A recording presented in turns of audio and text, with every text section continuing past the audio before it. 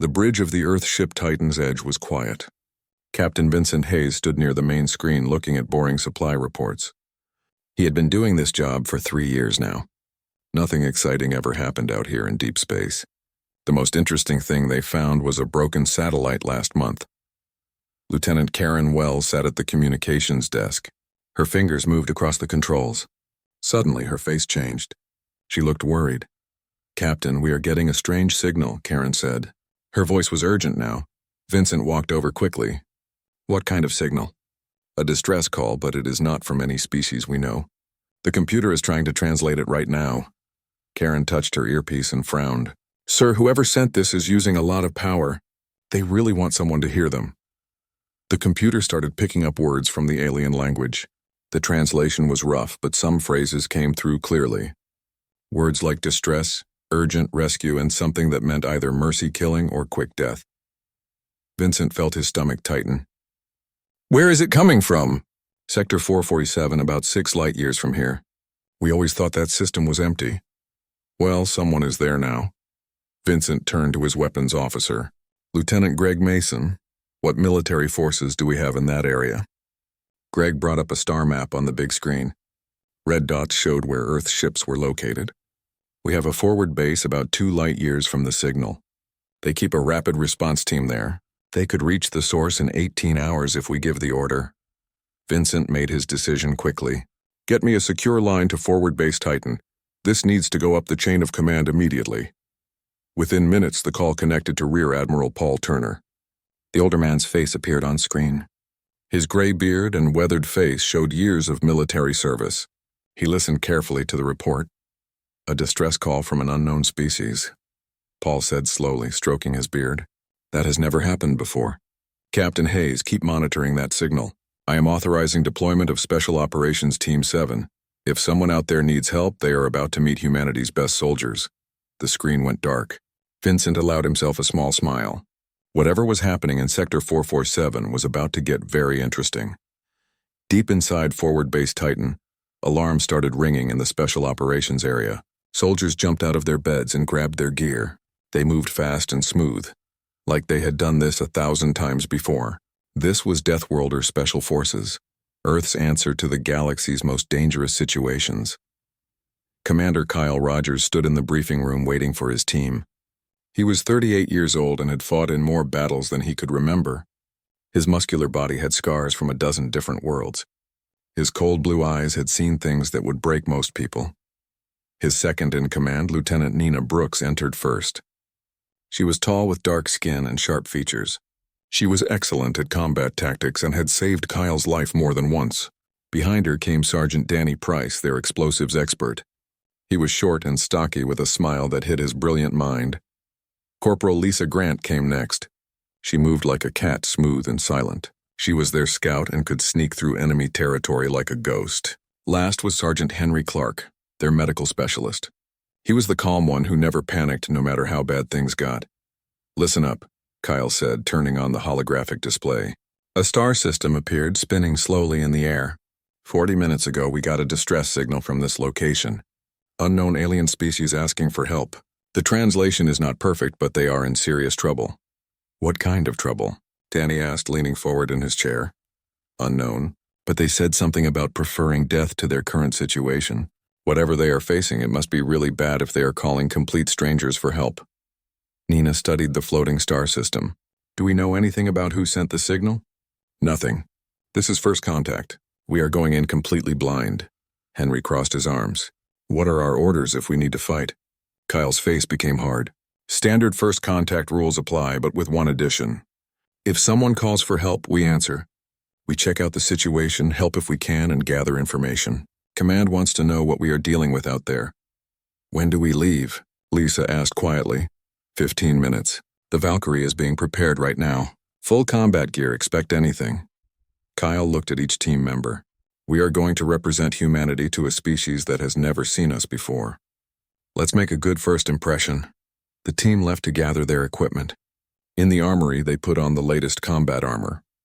The black plates could stop energy weapons and provide life support in hostile environments. Each soldier checked their weapons carefully. Pulse rifles, magnetic pistols, plasma grenades, and many specialized tools. Kyle loaded his rifle and checked the power cell. 300 shots before needing to reload. More than enough for most fights. He put his pistol in its holster, strapped a combat knife to his leg, and picked up his helmet. "Commander," Nina said, walking up to him. "Do you think this distress call is real? Someone used enough power to send that signal across light years of space. They are either desperate or it is a trap. And if it is a trap..." Kyle smiled, but it was not a friendly smile. "Then whoever said it is about to learn why Earth is called a death world." The Valkyrie was a fast combat ship designed for quick insertions into dangerous places. Its hull was covered in strong armor, and it had many defensive weapons. The crew chief, Pete Walsh, was doing final checks. "She is ready, Commander," Pete said. "I loaded extra medical supplies and universal translators just in case. Good work." Kyle walked onto the ship, followed by his team. They strapped into their seats as the engines powered up with a deep rumbling sound. The launch was smooth. The Valkyrie slid out of the hangar and into space. Once they were clear of the station, the pilot engaged the faster-than-light drive. Space twisted around them. Stars became long streaks of light as they jumped toward Sector 447. Kyle closed his eyes during the journey. He thought about everything he knew about first contact situations. The Galactic Council had rules for this, but humanity had only joined 5 years ago. They were still the new species, still proving themselves to everyone else. Most alien species came from worlds with lighter gravity and thinner air than Earth. They were not as strong or as tough as humans. Humans were stronger, faster, and harder to kill than the average alien. This had earned Earth the label of Deathworld, a planet so dangerous that its people were considered exceptionally deadly. It was a reputation humanity was still learning to live with. "Approaching target system," the pilot announced. "Dropping to normal speed in 3, 2, 1. The Valkyrie shook as it returned to regular space. The star ahead was yellow like Earth's sun. 8 planets orbited it. The distress signal came from the 4th planet. It had large oceans and big land masses. "Scanning for other ships," Lisa said from her station. "I am picking up multiple vessels in orbit around the 4th planet. Unknown design. They are not broadcasting any identification codes." Kyle looked over her shoulder at the screen. "How many ships?" "At least 20, maybe more. They are arranged in a blockade pattern around the planet." Nina activated the tactical screen. "Commander, the distress signal is coming from the surface, but something is jamming it. Someone does not want that call getting out." "Then we are not the first ones to show up here," Kyle said grimly. "Pilot, take us in carefully. Use only passive sensors until we know what we are dealing with." The Valkyrie drifted closer, hiding behind the planet's moon. As they got nearer, more details became clear. The ships in orbit were crude but heavily armed. They surrounded the planet in a tight net, stopping anything from leaving or entering. "I am detecting weapons fire on the surface," Henry reported. "Multiple locations all around what look like cities." Kyle's face became dark with anger. "An invasion. Someone is attacking whoever sent that distress call." "Do we have visual?" Nina asked. Lisa brought up the long-range cameras. The planet's surface was scarred with burning cities and huge craters. In orbit, the blockade ship sat waiting, occasionally firing down at anything that tried to escape the planet. "Can we hear any of their communications?" Kyle asked. Nina worked her console. "I am picking up broken transmissions. The translator is having trouble, but I am getting words like slaughter, helpless, and no mercy." Kyle clenched his fists. Whatever was happening down there was a massacre, and they had just flown right into it. One of the blockade ships started moving toward them. The Valkyrie's pilot saw it on his screen and warned the team. "Sir, they are coming to intercept us," the pilot said. "So much for staying hidden." Kyle returned to his seat and buckled in. "All hands, get ready for combat. We are about to meet the locals, and I do not think they are friendly." The team checked their weapons one last time as the Valkyrie's engines powered up fully. The unknown ship got closer, and the pilot threw their ship into evasive moves. "They are sending us a message," Nina said. "Audio only, the computer is translating it." A harsh, rough voice filled the bridge. "Unknown ship, you have entered a restricted area. Power down your engines and prepare to be boarded or we will destroy you." Kyle pressed the communication button. "This is Commander Kyle Rogers of the Earth Defense Force. We received a distress signal from this system. Explain why you are here." There was a pause, then laughter. The sound was like rocks grinding together. Earth? We do not know this world. It does not matter. You will surrender or die. Those are your only choices. I do not think so, Kyle said coldly. Pilot, evasive pattern delta. Show them what a Deathworlder ship can do. The Valkyrie turned hard, rolling away from the chasing ship. The enemy fired energy bolts that sliced through space where the dropship had been moments before. But the human ship was faster and more agile, designed by people who learned to fight in Earth's harsh conditions. Return fire. Defensive bursts only, Kyle ordered. Let's see how strong they really are. The Valkyrie's weapons came online. Precise bursts of high-speed projectiles shot toward the enemy ship. The rounds punched through its shields like paper and tore into the hull. Explosions appeared across the alien ship's surface. It started spinning out of control. Direct hit, Nina reported. Target is disabled but still in one piece. They are calling us again. Let me hear it. The same harsh voice came back, but now it sounded scared. What kind of weapons are these? Our shields should have stopped those. Kyle smiled without humor. Welcome to Earth technology. Now I am going to ask you again. What are you doing in this system? Silence for several seconds. Then the voice spoke again. We are claiming this world for the Krell Empire. The native people are being processed for labor and resources. This is legal under Krell law. Legal, Kyle repeated. His voice was full of disgust. You are killing people who called for help and you call it legal. They are weak. They have no right to this world. Now leave or more ships will come for you. Kyle looked at his team. They stared back with hard faces, waiting for his decision. He thought about the distress signal, the desperate call for help, the words that suggested the aliens below would rather die than continue suffering. No, Kyle said firmly. We are going down to the surface. If you or any of your ships try to stop us, we will destroy you. This is your only warning. He cut the transmission before the Krell could answer. Pilot, take us down. Fast and hard. Nina, send our findings back to base. Let command know we have a serious situation that needs immediate backup. Sending now, Nina confirmed. The Valkyrie dove toward the planet, speeding up at rates that would kill most alien species from the force alone. The human crew barely noticed. Their bodies were built for Earth's crushing gravity. Behind them, the Krell blockade started moving. Ships broke from their positions, chasing after the intruding vessel. Energy weapons fired, filling space with deadly light. Multiple target locks on us, the pilot warned. Deploying countermeasures. The Valkyrie released chaff and flares that confused the enemy targeting systems. It twisted and rolled, dropping into the planet's atmosphere at a steep angle. The hull started glowing from the heat, but the ship held together. They are following us down, Lisa reported. 6 ships chasing us. Then we will deal with them on the ground, Kyle said. Everyone, final equipment checks. We drop in 2 minutes, the team lined up at the deployment door. Through the small window, they could see the planet's surface rushing up fast. Cities burned below. The sound of distant explosions echoed even through the thick hull. 30 seconds, the pilot announced. Kyle gripped his rifle tightly. Remember, our mission is to check things out and help if we can. But if the Krell want to fight, we will give them one they will never forget. The door opened. Wind howled into the cargo bay, carrying the smell of burning buildings and something else. Something alien and unfamiliar. Go, go, go, Cal shouted. The team jumped. Their armor's small thrusters helped control their fall. They dropped through the smoke like dark angels falling from heaven, heading toward a city that was fighting for its life. Below, the Krell were about to learn an important lesson. You never threaten someone under humanity's protection. The landing was rough but controlled. Kyle's boots hit the ground hard, creating a cloud of dust. His armor absorbed the impact that would have broken a normal person's legs. Around him, his team landed in a tight group, weapons raised and ready. They had come down in what looked like a central plaza. The buildings around them had smooth, flowing shapes instead of straight lines and corners. Several structures were on fire. Debris covered the ground. Small bodies lay scattered across the plaza. They were not moving. Secure the area, Kyle ordered, moving toward the nearest building for cover. Nina took position on his left, watching the streets. Movement at 3 o'clock. Multiple contacts. Kyle turned his rifle toward where she pointed. Through his helmet's enhanced vision, he saw them. Large figures in crude armor carrying weapons that looked primitive and brutal.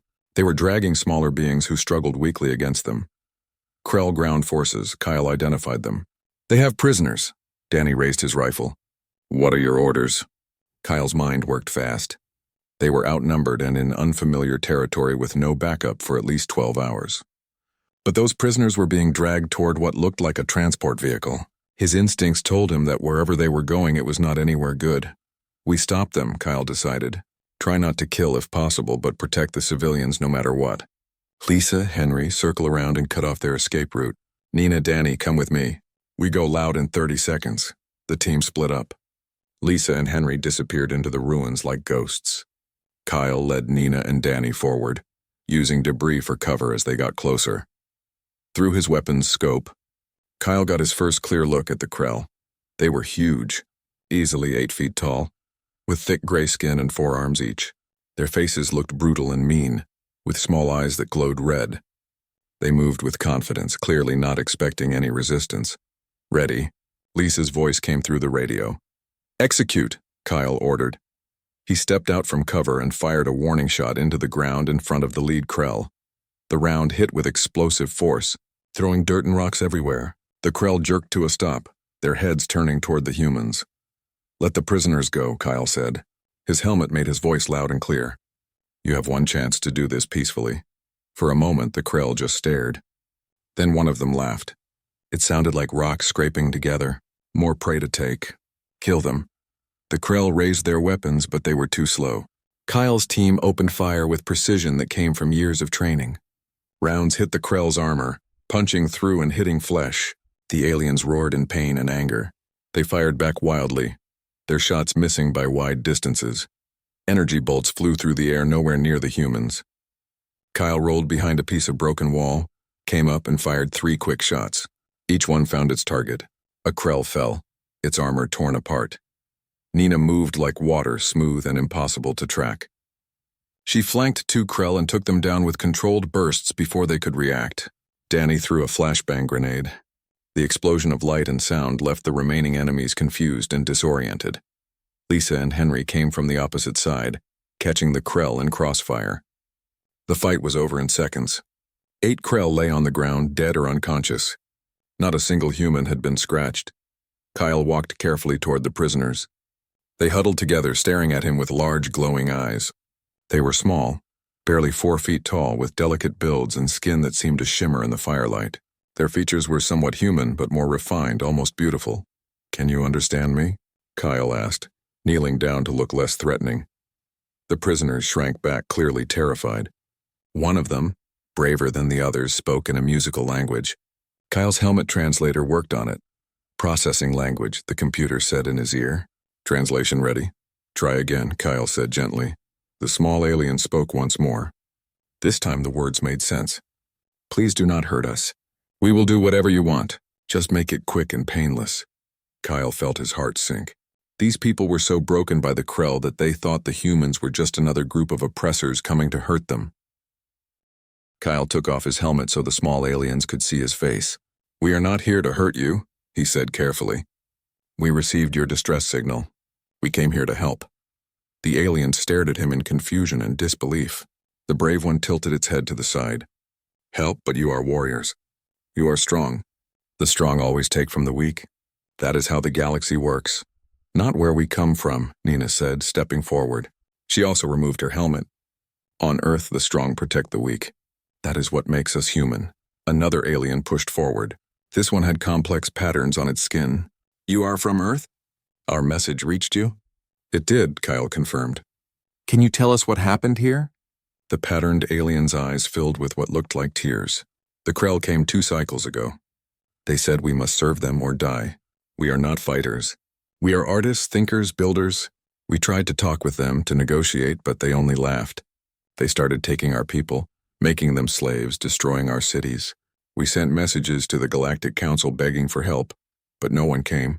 We sent messages on every frequency we could find, hoping someone would hear us. And no one helped you? Henry asked. His medical scanner was already checking the aliens for injuries. The council said our world was not worth defending. We are too weak, too small. They said the strong have the right to claim whatever they want. The alien looked at Kyle with desperate hope in its eyes. Are you truly here to help us?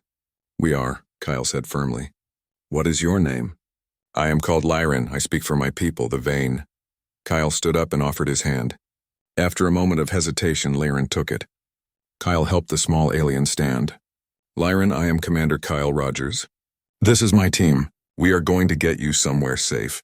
Then we are going to deal with the Krell. But there are so many of them, Lyran said. And only a few of you, Danny grinned. Ma'am, you have never seen humans fight before. A loud explosion rumbled through the city. Kyle's helmet computer lit up with warnings. More Krell coming. Heavy weapons. We need to move now. Where can we take them? Nina asked. Lyran pointed toward a large building in the distance, partly hidden by smoke. The sanctuary. Many of our people have gathered there. It has strong walls, but the Krell will break through eventually. Then that is where we are going, Kyle said. Lisa, take the lead. Henry, help the wounded. Everyone else, defensive formation. Move out. They ran through the ruined streets. The Vane struggled to keep up with the humans' longer legs and faster pace. Kyle slowed down, providing cover as they moved. The sound of fighting grew louder as they got closer to the sanctuary. The building was impressive. A dome made of crystal material that glowed from inside, but it was surrounded by Krell, dozens of them hitting the walls with crude weapons and firing energy blasts that cracked the structure. They are trying to break in, Nina observed. If they succeed, they will not, Kyle said. Danny, what are our options? Danny studied the scene like a professional. I can set explosive charges on the eastern approach, force them into a kill zone where we can shoot them easily, but we are going to need every bullet we have. Do it, Kyle ordered. Lisa, find us a good shooting position. Nina, get our guests inside the sanctuary. Henry, set up a medical area. We are going to be here for a while. The team scattered to do their jobs. Kyle helped Nina guide the rescued Vane toward a side entrance to the sanctuary. As they got close, a panel slid open. More Vane faces appeared, thin and frightened. Lyran, one of them cried. You are alive! Thanks to these strangers, Lyran said, pointing to the humans. They are from Earth. They came to help us. The Vane stared at the humans with fear and hope mixed together. Kyle spoke to them directly. My name is Kyle Rogers. My team and I are soldiers from Earth. We are here to stop the Krell, but we need your help. Is there anyone who can give us information about their forces? An older Vane stepped forward. Their skin was marked with age. I am Elder Kin. I have watched the Krell since they arrived. They number in the thousands on the surface with more ships in orbit. Their leader is called Warlord Kravix. He commands from the largest ship. What about how they fight? Nina asked. They are brutal but not smart, Kin said. They use strength in numbers. They have never faced anyone who fought back seriously. Kyle smiled, but it was a cold smile. Then they are about to get an education. How many Vane are in this sanctuary? Nearly 3,000. All that remain of our capital city. There are other sanctuaries across the planet, but we have lost contact with most of them. 3,000 civilians to protect. Kyle did the math in his head. Even with reinforcements coming, they were vastly outnumbered. But numbers did not mean everything. The Krell fought with simple aggression. Humans fought with precision, strategy, and a willingness to do whatever it took to win. Elder Kin, gather your people, Kyle said. Get them to the safest area of this building. We are about to make a lot of noise, and the Krell are going to be very angry. As the Vane hurried to follow his instructions, Kyle gathered his team on the roof of the sanctuary. From up here, they could see the full size of the Krell force. At least 50 of the large aliens surrounded the building, with more arriving every minute. Danny, charges ready? Kyle asked. Set and ready to blow on your signal. Lisa, you have clear shots? Multiple targets marked. Priority threats identified. Henry, how is the medical situation? The Vane have some injuries, mostly from beatings and lack of water. Nothing immediately life-threatening. I have set up an aid station inside. Nina, ammunition count? We have enough for a long fight, but if this drags on too long, we will need to save our bullets. Kyle looked at his team. These men and women had followed him into hell more times than he could count. They were outnumbered 50 to 1, in an alien city on an unknown world, facing an enemy they had just met, and not one of them looked worried. All right, Kyle said. The Krell think they are the top predators here. Let's show them what a real Deathworlder can do. Remember, we are not just fighting for ourselves.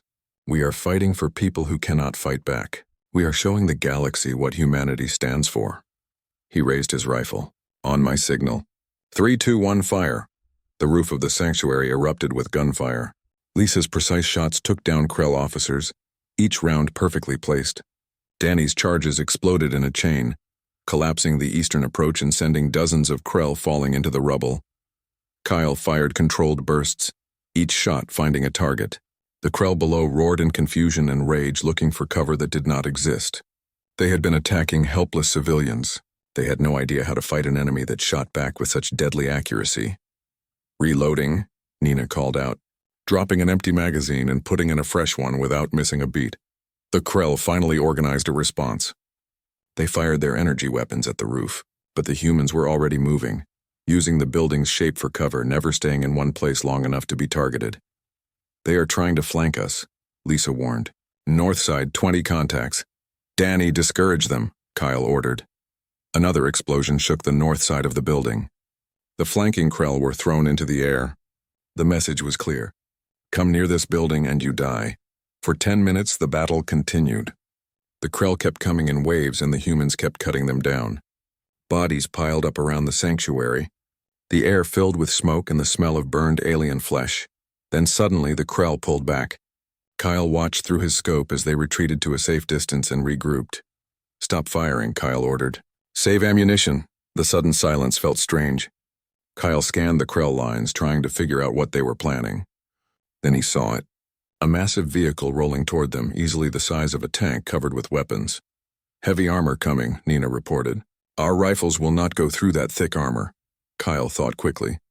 They had anti-armor weapons in the Valkyrie, but the ship had landed several blocks away. He activated his radio. "Pilot, what is your status?" "Parked and powered down, Commander. Multiple Krell between my position and yours. Can you take off?"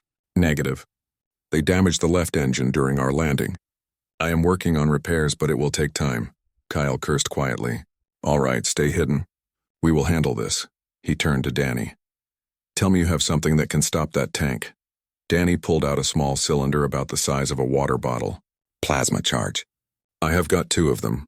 They will do the job, but I need to get close. Really close." "How close?" 30 meters. Any farther and the magnetic field will not attach properly to the metal." Kyle looked at the approaching tank, then at Danny. "You know that is crazy, right?" Danny grinned. "That is why you love me, boss.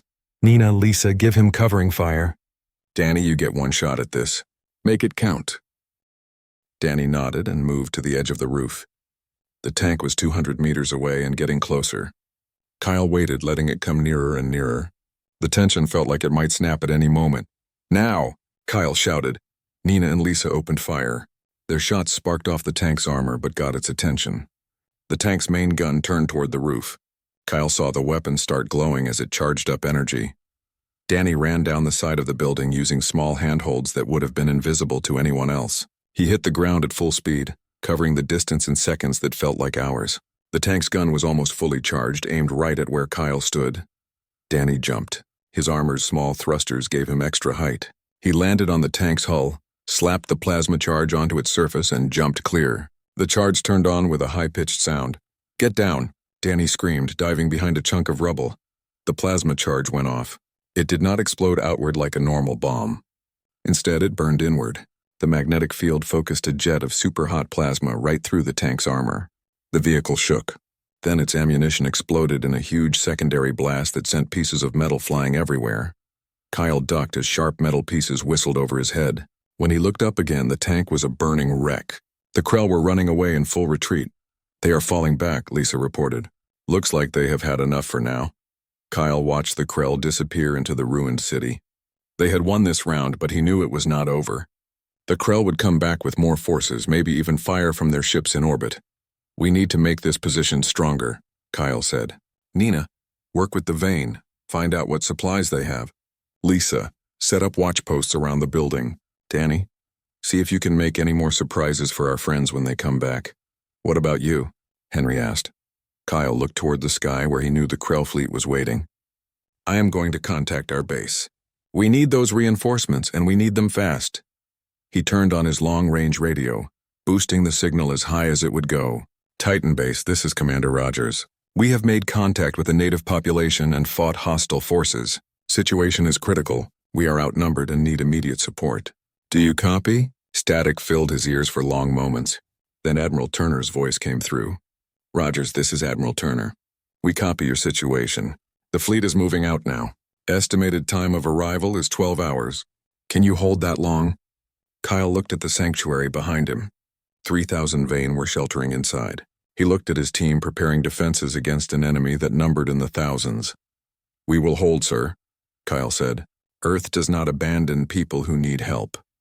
That is what I wanted to hear. Reinforcements are coming. Turn her out. Kyle closed the channel and went back to his team. 12 hours. They just had to survive for 12 hours. He had faced worse odds before. Probably night fell over the Vane city, bringing an eerie calm. The fires had died down to glowing embers, casting moving shadows across the ruins. Kyle stood watch on the sanctuary roof. His enhanced vision scanned the darkness for movement. Below, his team had turned the building into a fortress. Danny had set up makeshift explosives at every approach, using salvaged Krell equipment and materials the Vane provided. Lisa had put observers at key positions, with Vane volunteers acting as spotters despite their fear. Nina worked with Elder Kin to organize the civilians into groups, preparing escape routes if the sanctuary was broken into. Henry had set up a proper medical station inside. He treated wounded Vane with gentleness that seemed strange for someone in combat gear. Kyle had watched earlier as the big man carefully wrapped a young Vane's arm in bandages, speaking softly to calm the frightened child. Commander, Lyron's voice came from behind him. The Vane speaker climbed onto the roof with visible effort. Their smaller body struggled with the human-sized ladder. Kyle moved to help. You should be resting. I cannot rest while my people suffer. Lyron looked out at the city. I wanted to thank you. What you did today facing the Krell to save us. We have sent messages across the galaxy for weeks and only you answered. We almost did not, Kyle admitted. We were on routine patrol. If we had been anywhere else, we would have missed your signal. Then perhaps fate brought you to us. Lyron paused. The Council refused to help because we are weak. They said the galaxy has no place for those who cannot defend themselves. Is that the rule on Earth as well? Kyle thought about how to answer. Earth has known war for all of recorded history. We have fought each other, conquered, enslaved, destroyed. For a long time, might did make right in human society. But we learned slowly that strength without kindness makes you a monster. The strongest humans are not the ones who can hurt the most people. They are the ones who protect the most people. Your species sounds complicated. That is one way to put it. Kyle smiled slightly, but we believe something important. We believe that everyone has value, whether they are strong or weak, big or small, and we believe that if you can help someone, you should. Lyron was quiet for a moment. The Krell will return. They will bring more warriors, more weapons. You cannot hold forever. We do not have to hold forever, just until our reinforcements arrive. 12 hours. And if the Krell attack before then? Kyle's face became hard. Then they will learn that humans are very difficult to kill. As if his words made it happen, Lisa's voice came over the radio. Commander, movement in Sector 3. Multiple contacts approaching slowly. Kyle turned on his helmet's night vision. The world turned green. He could see them now. Krell, dozens of them moving through the ruins with more care than before. They had learned from the afternoon's killing. Wake everyone, Kyle ordered. They are testing our defenses. The team moved into action quickly. Within minutes, every fighting position had someone in it. The Vane civilians had been moved to the sanctuary's lower levels, as far from the fighting as possible. Kyle watched the Krell move forward. They were using cover now, moving in small groups instead of big charges. Someone had taught them basic tactics. Hold your fire, Kyle said. Let them get close to the kill zones. The Krell crept forward, thinking they were being clever. They reached the eastern approach where Danny's charges had created a field of rubble. Several Krell climbed onto the debris looking for a way through. Danny, Kyle said quietly. Charge is armed. Just say when. Kyle waited. More Krell climbed onto the rubble. When at least 20 were in the danger zone, Kyle spoke one word. Now. The night exploded with fire. Danny's charges went off in sequence, each explosion triggering the next. The rubble field became a death trap as debris and sharp metal flew everywhere. The Krell's screams were loud even over the explosions. Before the dust cleared, the humans opened fire. Flashes from their weapons lit up the darkness as precise shots found targets. The Krell tried to shoot back, but they could not see their enemies. The humans' night vision and better position gave them a huge advantage. The fight lasted 3 minutes. When it was over, 30 more Krell lay dead or dying. The human team had not been scratched. They are retreating again, Lisa reported. Kyle nodded. They are learning. Each time they attack, they change their tactics. Eventually, they will figure out something that works. So we keep surprising them, Nina said. Stay unpredictable. The rest of the night passed in tense silence. The Krell did not attack again, but Kyle could feel them out there, watching and planning. He divided his team into shifts, making sure someone was always on watch while others rested. During his own rest time, Kyle found he could not sleep. He walked through the sanctuary, watching the vein. Despite their fear and exhaustion, they were organizing themselves, caring for the injured, comforting the scared.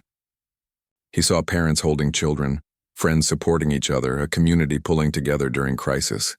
It reminded him of home, of the small town in Colorado where he grew up. When disaster struck, when floods came or wildfires burned, people helped each other. It did not matter if you were strong or weak, rich or poor. Everyone worked together. Maybe that is what separated humans from species like the Krell. Not strength or technology, but the willingness to stand together. Dawn broke slowly, painting the sky in shades of orange and red. Kyle stood on the roof watching the sunrise and thinking about Earth. He had been away for 3 years, fighting in conflicts across the galaxy. Sometimes he wondered what he was fighting for. Then he looked down at the vein below and remembered. Nina's voice interrupted his thoughts. Commander, we have got a situation, Kyle turned. Nina's face was serious as she pointed toward the city's edge. Kyle raised his rifle scope and looked. What he saw made his blood run cold. The Krell were gathering in huge numbers. Hundreds of them organized into proper formations. Behind them, rolling through the ruins, were 6 more of those tanks. They are preparing a full attack, Nina said. Kyle ran the numbers in his head. 6 tanks, hundreds of Krell soldiers, and only 5 humans with limited ammunition and 2 plasma charges left. The math did not work in their favor. Get everyone up, Kyle ordered. Full combat gear. If we are going down, we are taking as many of them with us as we can. The team gathered on the roof. Nobody spoke, but Kyle could see the determination in their eyes. They had all volunteered for this life, knowing it might end on some distant world, fighting for people they had never met before. Listen up, Kyle said. I am not going to lie to you. This is bad. We are outnumbered, outgunned, and out of time. The Krell are going to throw everything they have at us, and we might not be able to stop them all. He paused, meeting each person's eyes. But I want you to remember why we are here. 3,000 people are counting on us. 3,000 lives that matter just as much as ours. If we run, if we hide, if we leave these people behind, we prove the Council right. We prove that the strong can do whatever they want to the weak. Kyle raised his rifle. I did not come all this way to prove them right. I came to prove them wrong. So we are going to stand here, and we are going to fight, and we are going to show the Krell and the Council and anyone else watching what humans are made of. Who is with me? Hooah, Danny said, grinning despite the odds. Hooah, the others echoed. Their voices were strong and clear. Kyle felt pride surge through him. This was his team, his family. Whatever happened next, they would face it together. The Krell began moving forward. The tanks led the way, their big cannons aimed at the sanctuary. Behind them came wave after wave of soldiers, shouting battle cries that echoed across the ruined city. Here they come, Lisa said calmly. Range 500 meters. Hold, Kyle ordered. Let them get closer, 400 meters. 300. The ground shook from the tank's weight. The Krell infantry started spreading out, learning from their previous mistakes. Danny, take out the lead tank, Kyle said. Danny lined up his shot. The plasma charge was loaded into a makeshift launcher. Target locked. Fire. The plasma charge shot through the air. It was a ball of super hot matter that left a glowing trail behind it. It hit the lead tank dead center. The vehicle exploded in a huge fireball that caught the 2 tanks right behind it. 3 down, 3 to go. All units open fire, Kyle shouted. The battle started in earnest. The humans fired with machine-like precision. Each shot took down a Krell warrior. But there were so many of them, and they kept coming. The 3 remaining tanks fired their main guns. The sanctuary shook from the impacts. Structure failing, Nina reported. They are going to bring the building down. Kyle gritted his teeth. They needed a miracle, and they needed it right now. Then he heard it. A sound like thunder, but coming from above. He looked up and saw them. Dozens of trails in the sky coming down from orbit. Reinforcements, Lisa shouted. Her voice was full of joy. The trails turned into dropships, sleek vessels painted with Earth's colors. They came down like avenging angels, their weapon systems turning on.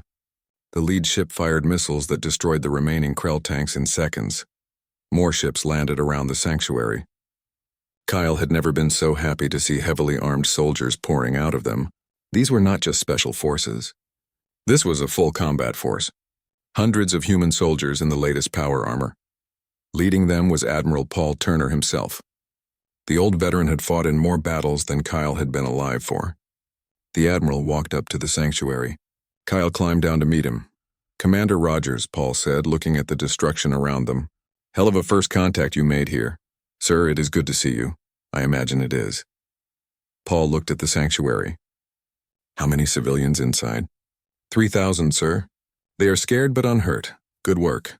Now let's finish this. All units advance on the Krell positions. Show these people what happens when they mess with Earth's allies." The human forces moved forward. The Krell, who moments before had been sure of victory, found themselves facing an enemy that was stronger, faster, and far more dangerous. The battle was completely one-sided. Within an hour, the Krell ground forces were running away. Within 2 hours, their space blockade was broken by Earth's warships that had jumped into the system. Within 4 hours, Warlord Kravix himself was in chains. His empire's expansion had been stopped cold. Kyle stood in the sanctuary plaza, watching human medical teams treat wounded Vane. Elder Kin walked up to him. Tears ran down the old alien's face. "You saved us," Kin said. "Even when it seemed impossible, you stood and fought for us. Why?" "We are nothing to you." Kyle knelt down so he could look Kin in the eye. "You asked for help and we heard you. That is all the reason we needed." Kin hugged him. Kyle carefully returned the embrace, mindful of the Vane's smaller body. Around them, other Vane were walking up to human soldiers. Tentatively at first, then with growing confidence. Walls of fear and uncertainty were breaking down. They were being replaced by something new. Trust. Liren appeared with several other Vane speakers. "Commander Rogers, we wish to make a formal request. We would like to ask Earth for protection. We want to become allies of humanity." Kyle smiled. "I think that can be arranged. But fair warning. Being humanity's ally means we are going to expect you to help others the way we helped you. Pay it forward, so to speak." "We understand," Liren said. "And we accept. Let the galaxy know. The Vane stand with Earth." Admiral Turner appeared beside Kyle. "You started something here, Commander. Word is already spreading through the galactic channels. Humanity answered a distress call that the Council ignored. We won against odds that should have been impossible. Is that a problem, sir?" "Hell no. The Council has ruled this galaxy for 10,000 years, and they have gotten lazy and comfortable. They needed someone to shake things up. Looks like we are the ones to do it." Kyle looked at his team. They were helping with the relief work despite being exhausted. He looked at the Vane, who were beginning to hope again. He looked at the human soldiers who had crossed light years to fight for people they had never met. This was what humanity could be at its best. Not conquerors, not destroyers, but protectors. Deathworlders who chose to use their strength to defend rather than oppress. "Sir," Kyle said, "I think we are just getting started." Admiral Turner nodded. "I agree. And the galaxy is about to change in ways no one can predict." 3 days after the battle, Forward Base Titan's briefing room was packed. Kyle and his team sat at a long table. They faced Admiral Turner and several of Earth's senior military leaders shown on holographic screens. The battle for the Vane homeworld had sent shockwaves through the galactic community. Earth was scrambling to respond. "Let's be clear about one thing," Admiral Turner began, standing before the assembled officers. "What happened on the Vane homeworld changes everything. For 5 years, we played by the Council's rules. We kept our heads down and tried to fit in. That is over now. Commander Rogers, give us your report." Kyle stood up and turned on the holographic display. Images of the battle appeared. The ruined Vane cities, the Krell forces, the desperate fight at the sanctuary. "Sir, when we got the Vane distress signal, we went to check it out. We found the Krell Empire enslaving the entire Vane population. The Krell said this was legal under Council law because the Vane were too weak to defend themselves." "Legal," one of the holographic officers said with anger. "Genocide is legal in the Council's eyes." "According to how the Krell interpret Council rules, yes, sir," Kyle continued. "The Council works on something they call natural selection. Species that cannot defend themselves have no right to their own worlds." The room filled with angry voices. Turner held up a hand for silence. Continue, Commander. We stepped in and held off much larger Krell forces until backup arrived. During the fight, we learned several important facts about the galactic situation. Kyle brought up new displays. First, the Vane are not alone. We have since found at least 20 other species currently threatened by aggressive empires. Second, the Galactic Council has received distress calls from all of them and refused to act. Third, and most important, most Council species are physically unable to fight effectively. That got everyone's attention. Explain, Turner ordered. Nina stood up, taking over the briefing. Sir, we have done analysis of the Krell and several other aggressive species in Council space. On average, they come from worlds with 60 to 70% of Earth's gravity. They are strong by galactic standards, but much weaker than humans. More importantly, their reaction times are slower. Their endurance is lower, and their ability to handle stress is limited. She pulled up comparison data. Put simply, the average human soldier is worth about 5 to 10 of their warriors in combat, even if equipment is equal. And our equipment is better. How is that possible? One of the holographic officers asked. They have had space travel for thousands of years. Henry answered that question. Because they never needed better, sir.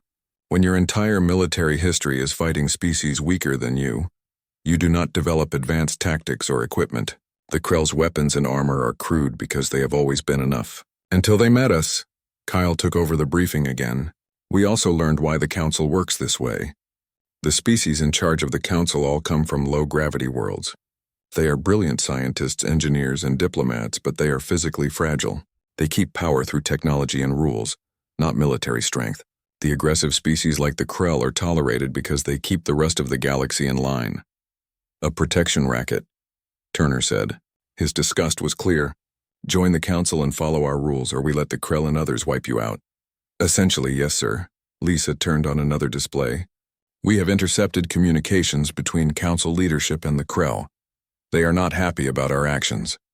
The Council is demanding we leave the Vane homeworld and pay money to the Krell for destroying their legitimate operation. The room exploded in anger. Turner's face turned red. They want us to pay the Krell? For stopping a genocide? That is the Council's position, sir, Lisa confirmed. What is our response? Admiral Turner smiled, but it was not a pleasant smile. Our response is being delivered right now by Ambassador Collins at the Council chambers. I think you will all enjoy this. He turned on a live feed. The Galactic Council chamber was an enormous dome, filled with thousands of aliens representing hundreds of species. At the center stood Ambassador Margaret Collins, a silver-haired woman in her 60s who had served Earth's diplomatic corps for 3 decades. The Council's high speaker was talking to her. The alien had 6 arms and large bulging eyes. The Council has made its position clear, Ambassador. Humanity violated the rights of the Krell Empire. You will leave the Vane homeworld immediately and pay for damages you caused. Margaret's response was calm but had steel underneath. Let me make Earth's position equally clear, High Speaker. We will not be leaving. We will not be paying anything. And if the Council tries to enforce this decision, you will discover exactly why Earth is called a death world. The chamber erupted in shocked whispers. The High Speaker's skin turned purple, which the translator said meant anger. You dare threaten the Council? I am not threatening anyone, Margaret said. I am stating facts. Earth received a distress call from the Vane and we responded. We found a species being killed and enslaved. We stopped it. If the Council thinks that is wrong, then the Council is helping genocide happen. The Vane are weak, another Council member shouted. The strong have the right to take their resources. This has been our law for 10,000 years. Margaret's face became hard. Then your law is wrong. On Earth we have a saying, with great power comes great responsibility. You have twisted that into with great power comes the right to do whatever you want. That ends now. How dare you lecture us? The High Speaker said with rage. You are newcomers, barely 5 years in the Council. You have no right to challenge our ways. We have every right, Margaret shot back. We are challenging you because you are wrong. Your system creates predators and victims. It rewards aggression and punishes those who choose peace. Well, Earth does not accept that. We are going to protect the Vane and any other species that asks for our help. Then you put yourself outside Council law, the High Speaker said coldly. You will be punished. Your trade will be restricted. Your colonies will be isolated. The Council will make you an outcast, Margaret smiled. Go ahead and try. But I should warn you, We have spent the last 3 days sending messages to every species the Council has abandoned. The weak, the peaceful, the ones you have written off as natural selection victims. We have offered them a choice. Stay with the Council and hope the strong do not come for them, or stand with Earth and be protected. She turned on a holographic display showing dozens of star systems. In the last 72 hours, 17 species have accepted Earth's offer of alliance. 17 species who will no longer follow the Council's laws. 17 species who are now under humanity's protection. The chamber fell into chaos. Hundreds of Council members shouted at once. Some in anger, others in fear. Margaret waited for the noise to quiet down before speaking again. The age of rule by fear is over. There is a new power in the galaxy now. And we do not conquer. We protect. We defend. We stand with those who cannot stand alone. She looked directly at the High Speaker. So here is Earth's offer. Reform the Council. Make it an organization that actually helps its members instead of abandoning them. Do that and we will work with you. Refuse and we will build something better. The High Speaker seemed to shrink. You would tear apart 10,000 years of peace. It is not peace if it is built on oppression, Margaret said quietly. It is just a slow death, and humanity did not cross the stars to watch that happen.